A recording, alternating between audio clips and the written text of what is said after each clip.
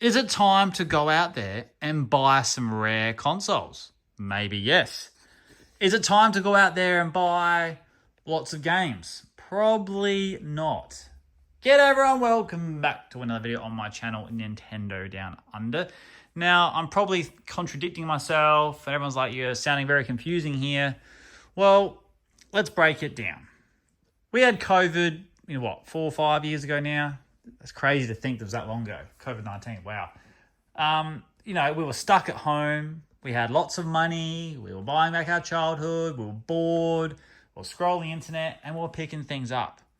Here's a great little example here. Pokemon Colosseum pack. I remember that as a child. I'm going to go out and buy it. Someone might have just done that off the bat because they had all this spare money.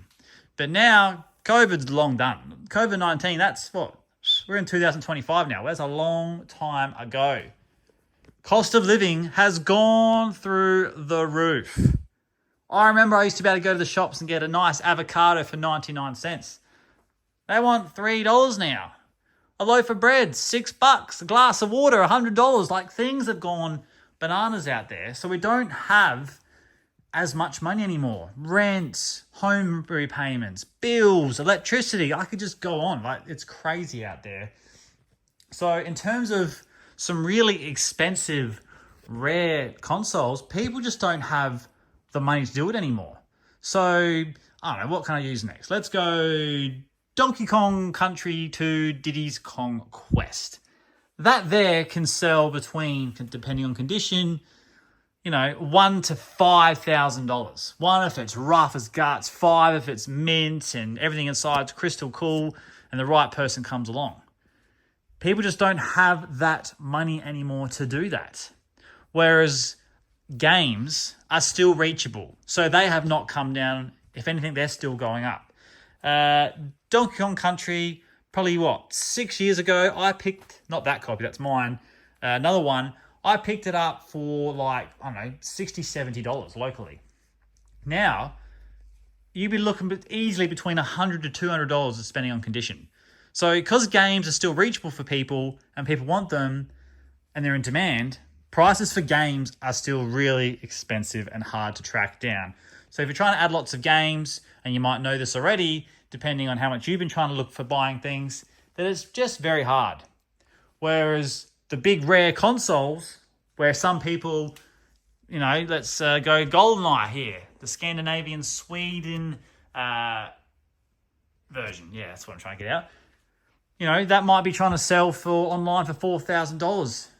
There could be 40 people watching it. So it looks good, but it's been sitting online for 12 months because there's 40 people out there who want it. There's 40 people out there who want to see if the price drops, and there's 40 people out there that won't actually see what it sells for.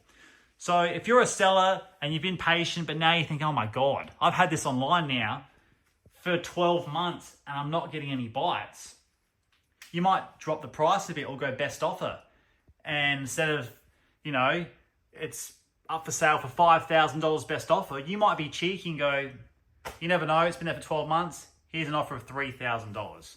You most likely will get knocked back, but the seller will have a hard think about it, thinking, geez, $3,000 is a lot of money. I could use that right now. They'll either knock you back, or what they could do is they might counter offer. They might go, do you know what? I'll offer them $3,400 because they don't want to offer you too much because they probably think, well, $3,000 might be your top tier. You can't afford anymore. So if they went, $4,000, that scared that person away. But $3,400 still dangles the carrot and they might think about it. So it could be a win-win for both, but definitely more of a win for the buyer and probably more of a loss for the seller if it's worth $5,000 and they're taking a loss. I'm noticing that a lot lately. Some consoles that I actually own, but I've seen online, they've been sitting there for months and months and months. Some over a year.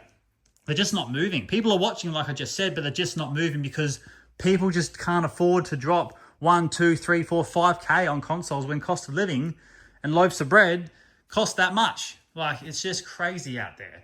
So in time, will that change? I don't know. The world is such an unpredictable, crazy place right now that if you're in the collecting game or the buying and selling game, it must be a very strange world for you as well.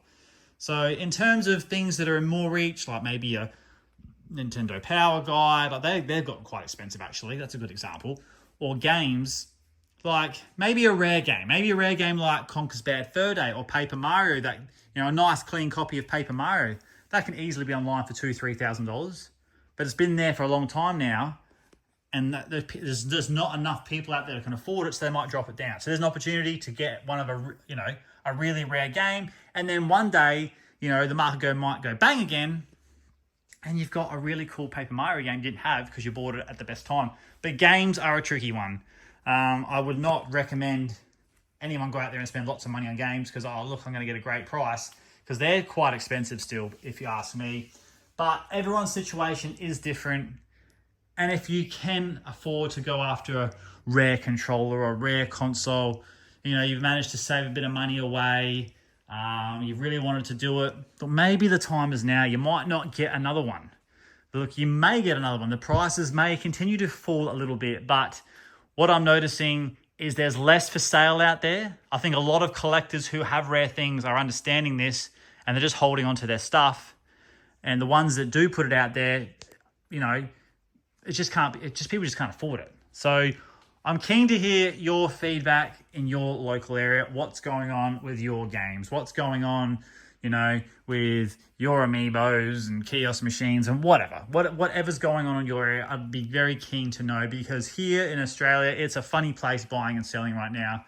But I'm pretty confident this is happening all over the world, because I did put an offer in for a console a week ago from the US, and it got accepted, and it's on its way here now, which is very exciting. I've wanted it for a while, but again, it was up. Lots of people watching it had best offer. I put an offer in. I didn't hear anything all day. Then at the end of the day, bang, got accepted. They probably had to think about it and thought, you know what? It's been sitting here for a while. Here's an opportunity to make some money. Bang, they've taken it. But like I said, everyone's situation is different, and it could be different in your local region or area. But in the comments down below, let me know your thoughts on that. All right, guys, have a fantastic weekend.